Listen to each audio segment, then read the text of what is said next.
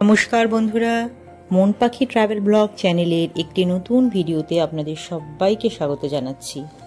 আজকে হিমাচল প্রদেশ ভ্রমণের আমাদের একদম প্রথম দিন। আজকের দিনটা আমরা পুরোপুরি স্টে করব সিমলাতে। সিমলার কিছু দর্শনীয় স্থান যেগুলো আজকে আমরা দেখে নেব, কারণ এটা আমাদের মেন আইটিনারিতে নেই। আমাদের মেন আইটিনারি হচ্ছে কল্পাকিন্নর, কিন্তু আমরা এখানে একদিন স্টে করে নেব। সিমলা স্টেশনে আমরা পৌঁছালাম প্রায় 11:15, আর তারপরে সমস্ত লাগেজ বার করে সেখান থেকে বেরিয়ে মেইন রোড পর্যন্ত আসতে প্রায় আরো আধ ঘন্টা সময় লেগে গেল। গাড়ি এখনো এসে পৌঁছায়নি, আরো 10-15 মিনিট মতন সময় লাগবে, কারণ এখানে নাকি রাস্তায় খুব জাম হয় এই সময়টা। একটু অপেক্ষা করি, তারপর হোটেল যাব।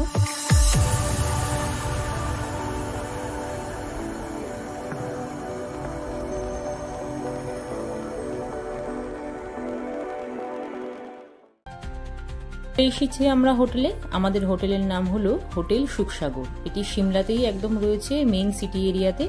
স্টেশন থেকে মাত্র 1 থেকে 1.5 কিলোমিটারের মধ্যে, যার জন্য সময় লাগে 5 থেকে 10 মিনিট। কিন্তু যেহেতু রাস্তায় অনেকটাই জাম ছিল, তাই আমাদের আসতে একটু লেট হলো, সময়ও লাগলো অনেকটা।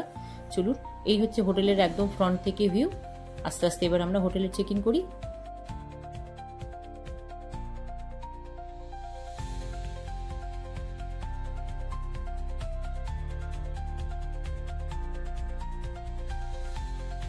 এই হলো রিসেপশন।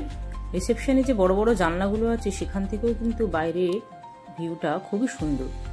পুরো শহরটায় প্রচুর বাড়িঘর রয়েছে পাহাড়ের গায়ে গায়ে, দেখতে ভীষণই ভালো লাগছে। একদম জমজমাট একটি শহর, প্রচুর লোকালিটি। পাহাড়ের গায়ে বাড়িগুলো যেরকম হয়, ওপরের দিকেও কিন্তু রুম আছে, আবার নিচে সিঁড়ি দিয়ে নেমে গেলে সেখানেও রুম আছে। রিসেপশনের বাঁদিকে এই যে ঘরটা দেখতে পাচ্ছেন, এটা হচ্ছে এদের ডাইনিং প্লেস। এখানে সুন্দর ডাইনিং এর অ্যারেঞ্জমেন্ট করা আছে। সকালের ব্রেকফাস্টটাও এখানেই করতে হয়। আমরা আজকের ব্রেকফাস্ট আর কিছু রাখিনি, এটা আমাদের মেনলি কালকে হবে। আর দুপুরের লাঞ্চ বা রাতের ডিনার আপনি আপনার পছন্দ মতন এখান থেকে অর্ডার করে নিতে পারেন। আলাদা কোনো স্পেসিফিকেশন নেই, আপনি যেমন খাওয়া দাওয়া পছন্দ করেন সেই অনুযায়ী নিজের প্রয়োজন মতন অর্ডার দেবেন, এবং সেটা আপনি এখানে এসেও খেতে পারেন, রুমেও সার্ভিস নিতে পারেন। দেখুন, ডাইনিং এর প্রত্যেকটা জায়গা থেকে বড় বড় কাঁচ লাগিয়ে দিয়েছে, যাতে এত সুন্দরভাবে খেতে খেতেও আপনি এই সুন্দর পরিবেশকে উপভোগ করতে পারেন। চলুন, এবার আমরা ডাইনিং থেকে আস্তে আস্তে বেরিয়ে আমাদের রুমের দিকে যাই, দেখে নিই আমাদের রুমটা কেমন দিয়েছে। চলুন, আপনাদেরকে নিয়ে যাচ্ছি আজকে রুম ট্যুরের জন্য।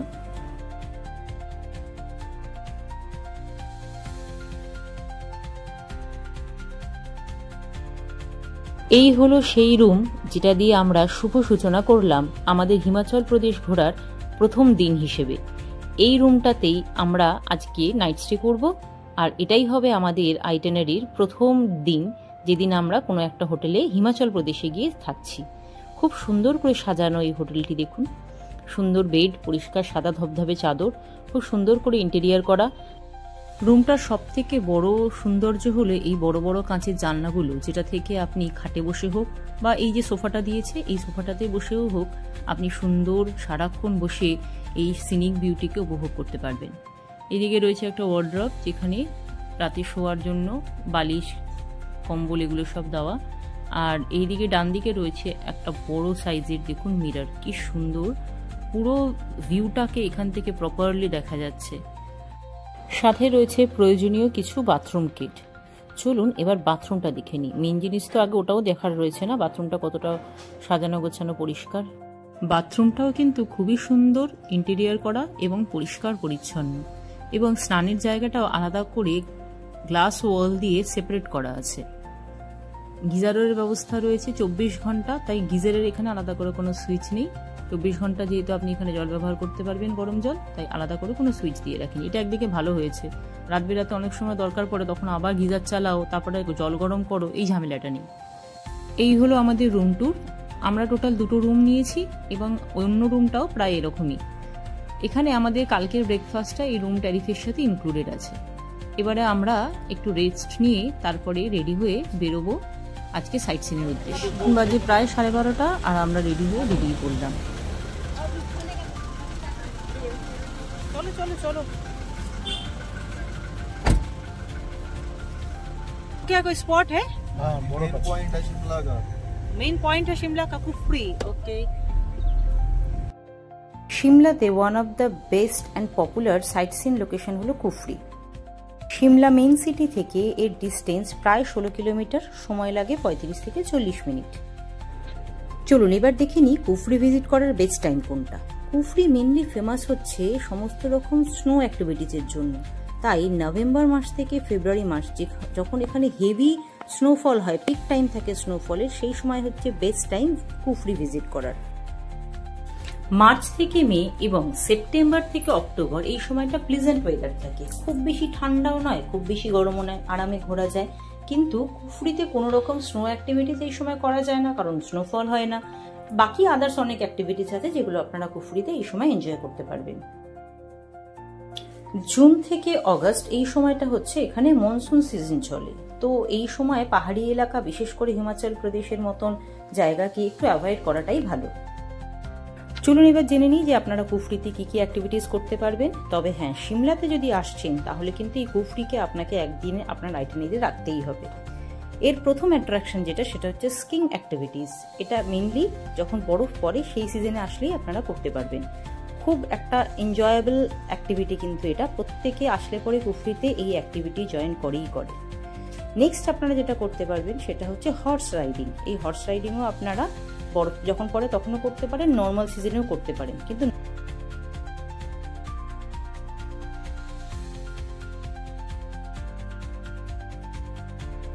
এছাড়া আপনারা এখানে ইয়াক রাইডিংও করতে পারেন। বিভিন্ন অ্যাডভেঞ্চারাস অ্যাক্টিভিটিসও এখানে রয়েছে যেগুলো আপনারা এনজয় করতে পারবেন যে কোনো সিজনে। হাতে সময় থাকলে ভিজিট করে নিতে পারেন হিমালয়ান ন্যাচারাল পার্ক।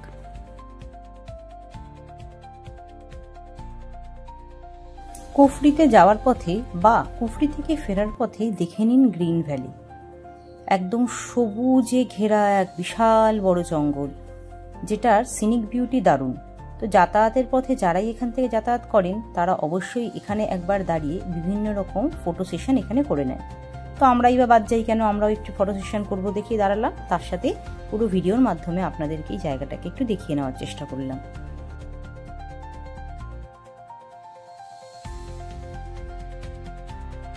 রওনা দিলাম এবার আমরা সিমলা ম্যালের দিকে। দুপুরের লাঞ্চ এখনো হয়নি, ম্যাল অব্দি পৌঁছাই, তারপরে সেখানে তো অনেক রেস্টুরেন্ট আছে, তো ওখান থেকেই কোনো একটা রেস্টুরেন্টে ঢুকে দুপুরের লাঞ্চটা করে নেব। বেলা অনেকটাই হয়ে গেছে, ম্যালে পৌঁছতে পৌঁছতে মনে হচ্ছে প্রায় 3:30 মতন হয়েই যাবে। সিমলা ম্যাল রোডে যাওয়ার জন্য লিফট ব্যবহার করতে হয়। নিচ থেকে আপনারা লিফটের টিকিট কেটে নিয়ে তারপরে লিফটে করে যেতে পারবেন সিমলা ম্যাল। আমাদের টিকিট কাটা হয়ে গেছে, তাই এখন আমরা লিফটের দিকে এগিয়ে যাচ্ছি। এই রাস্তাটা হচ্ছে লিফটে যাওয়ার রাস্তা। লিফটে করে আমরা চলে যাব এখন সিমলা ম্যালে, তারপরে আপনাদেরকে ম্যালটা ঘুরে দেখাবো।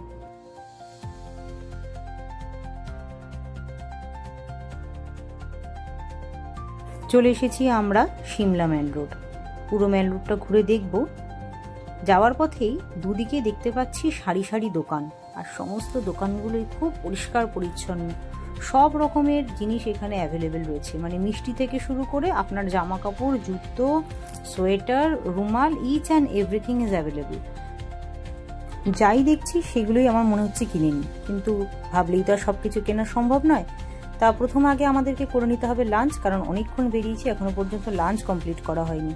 সৌনক ওখানে একটা দেখুন মিষ্টির দোকান থেকে দাঁড়িয়ে পড়েছে। চলুন আমরা এগিয়ে যাই, গিয়ে একটা লাঞ্চের দোকান আগে তো খুঁজে নিই, লাঞ্চ করে নিই।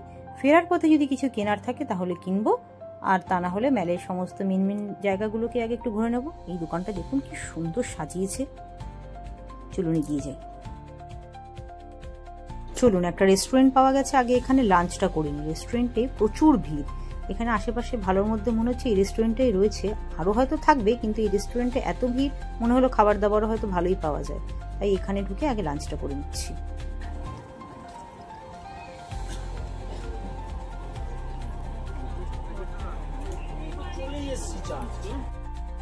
ফাইনালি এতক্ষণ হাঁটার পরে আমরা মেন জায়গাতে চলে আসলাম, যেইটা ছিল আমার সিমলা ঘোরার মেন আকর্ষণ।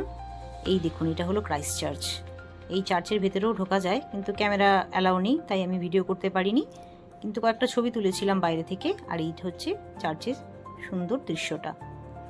আর আশেপাশের তো দেখতে পাচ্ছেন প্রচুর লোক এই সময় ঘুরতে এসছে, ঠান্ডা ঠান্ডা একটা ভালো ওয়েদার রয়েছে।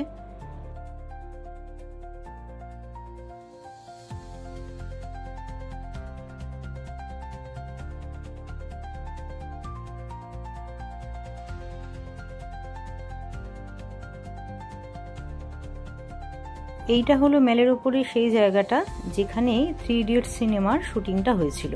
আমি পরে এটার উপর উঠেছিলাম, কিন্তু এখন এখান থেকে ভিউটা দেখাচ্ছি। এই মেল রোডের আশেপাশেই মেল রোডকে ঘিরে রয়েছে বেশ কয়েকটি সুন্দর দর্শনীয় স্থান। তার মধ্যে অন্যতম হলো জাকু হনুমান টেম্পল। ক্রাইস্টচার্চ থেকে এটা প্রায় 1.5 থেকে 2 কিলোমিটার। হাঁটা পথেও এটাতে আসা যায় পাহাড়ি রাস্তা বেয়ে, অথবা আপনারা জাকু টেম্পল যাওয়ার জন্য রোপওয়েও ব্যবহার করতে পারেন। আমরা হাঁটা পথই ধরেছিলাম। প্রথমে গাড়ি দেখছিলাম, বাট গাড়ি এক একজন এক এক রকম রেট বলছে, এবং এক একটা মানে রেটগুলো যেগুলো বলছে সেগুলো সত্যি এই রাস্তার জন্য একেবারেই আমার মনে হলো যে অনেকটাই বেশি। কেউ 800 বলছে, কেউ 900 বলছে। সো আমরা ভাবলাম যে দেখি একটু হাঁটা পথে গিয়ে দেখি, যদি পেয়ে যাই তো ভালো, না হলে আবার ব্যাক করে চলে আসবো।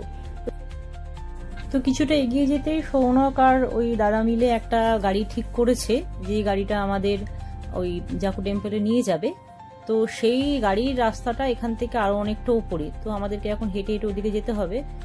কিন্তু যেখান থেকে গাড়ি ধরবো সেই জায়গায় যাওয়ার আগে আমরা রোপওয়েতে পৌঁছে গেছি। এই দেখুন, এই যে বড় বিল্ডিংটা দেখতে পাচ্ছেন, এটা হচ্ছে জাকু রোপওয়ে। এখান থেকে যে রোপওয়ে গুলো চলে সেইগুলো থেকে আপনি সোজা রোপওয়ে ইউজ করে চলে যেতে পারবেন জাকু টেম্পলে। এটা হচ্ছে রোপওয়ে কাউন্টার। এখান থেকে রোপওয়ে করে ওই ওপরে মন্দিরে যাওয়া হয়। রোপওয়ে চার্জেস কত কত পার পারসন? 500? অনেক বেশি। 1 ওয়ে 270, 2 ওয়ে 500।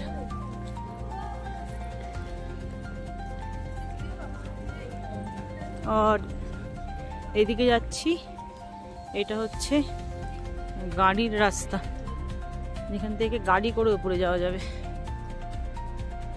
আমরা রোপওয়ে নিয়ে নিয়ে আমরা গাড়ি করেই যাব, কিন্তু সেই গাড়ির রাস্তাটাও কিন্তু মেল থেকে অনেকটা উপরে, অনেকটা রাস্তা হেঁটে উঠতে হচ্ছে উপরে গাড়ির জন্য।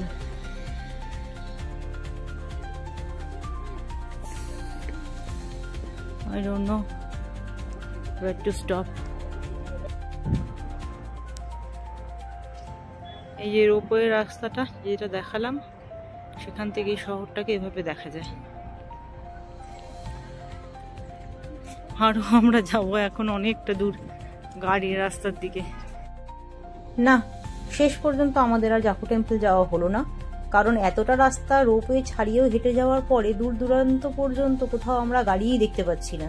এইবারে এতটা রাস্তা হেঁটেই যদি আমাকে উপরে উঠতে হয়, তাহলে পরে আর গাড়ি নেওয়ার মানেটা কি হলো? তো সেই কারণের জন্য আবার ওখানে গিয়ে মন্দির দেখে ফিরতে ফিরতেও সন্ধে হয়ে যাবে।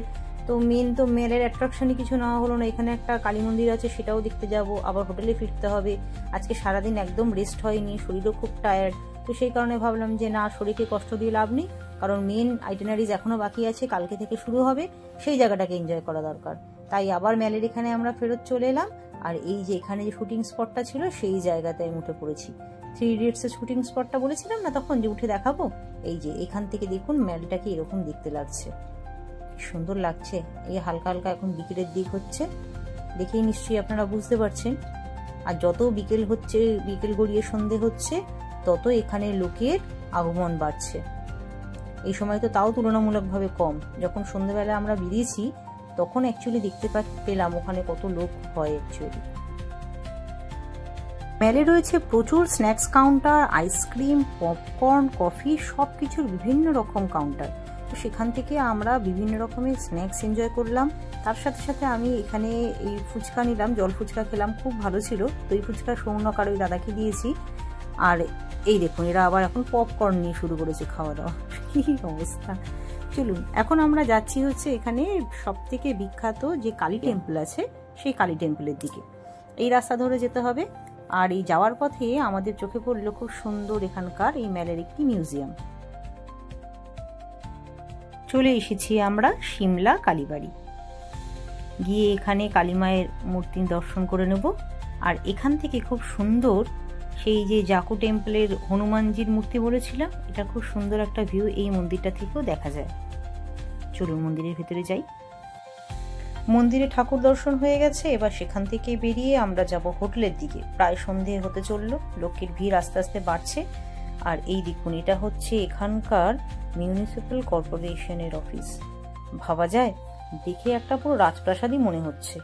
কি সুন্দর লাগছে দেখতে, সন্ধ্যেবেলা লাইটগুলো জ্বলছে বলে আরো অমায়িক সুন্দর দেখতে লাগছে। আর দেখুন লোক সংখ্যা আস্তে আস্তে বাড়ছে। এবার আমরা টুক করে হোটেলের দিকে চলে যাব। ম্যাল থেকে দূরে ওই সবুজ পাহাড়ের মাথায় কমলা রঙে দেখা যাচ্ছে হনুমানজির মূর্তি। মেলে একদম ছোটখাটো টুকিটাকি কিছু জিনিস কেনাকাটা করলাম, যেগুলো না হলেই নয়। এই ট্যুরে ঘুরতে হয়তো টুকিটাকি লাগতে পারে, কারণ এখন বেশি লাগেজ ভারী করা যাবে না জিনিসপত্র কিনে, কারণ সবে আজকে ট্যুরের ফার্স্ট ডে, এখনো অনেক জায়গায় ঘোরা বাকি আছে। যত লাগেজ ভারী করব তত বেশি অসুবিধা। কাল আমাদের সকালবেলায় ব্রেকফাস্ট করে বেরিয়ে যেতে হবে সারাহানের উদ্দেশ্যে, কারণ আমাদের মেইন ডেস্টিনেশন যেটা প্রথম সেটা হচ্ছে কল্পা, কিন্তু কল্পা তো সিমলা থেকে অনেকটা দূর, একবারে যাওয়া সম্ভব নয়। তাই মাঝখানে আমরা একটা হল্ট নেব সারাহানে। সারাহানও ভীষণ সুন্দর একটা পাহাড়ি গ্রাম, সেখানে মন্দির রয়েছে, বরফে ঘেরা পাহাড় রয়েছে, ঠান্ডা একটা সুন্দর অ্যাটমসফিয়ার রয়েছে।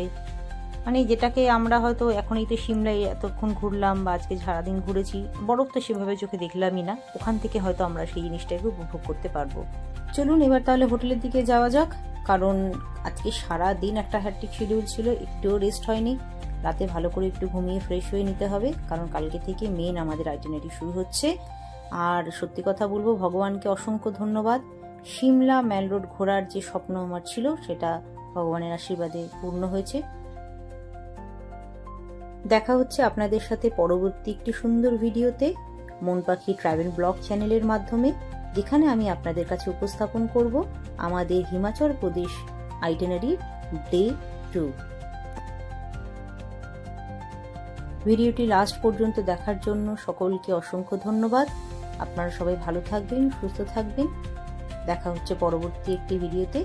ভিডিওটি ভালো লেগে থাকলে অবশ্যই লাইক করে দেবেন এবং মন পাখি ট্রাভেল ব্লগ চ্যানেলটিকে সাবস্ক্রাইব করে নেওয়ার অনুরোধ রইল।